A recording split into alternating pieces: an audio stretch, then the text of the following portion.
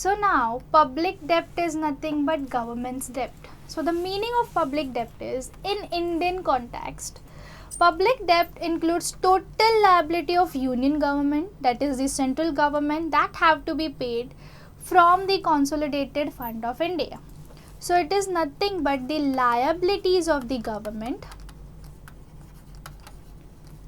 It is nothing but the liabilities of the government, okay, of the government, that is of the union government, that had to be paid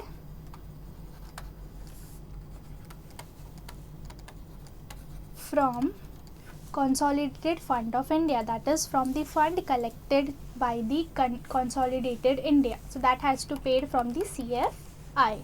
So it is nothing but, in simple word, it is loan taken by government or liabilities of the government. Public debt is the total amount borrowed by the government of the country. So public debt is whatever the government has borrowed from the country, or public debt is whatever the government has borrowed. So it is nothing but the government's debt. Public debt is an important source of resource of government to finance public spending and to fill holes in budget.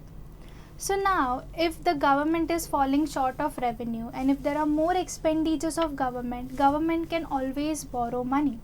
So public debt is one of the main resource to finance the spending and also to fill the budgets in the whole. Then public debt. Now when it comes to GDP, public debt is also reflected in GDP.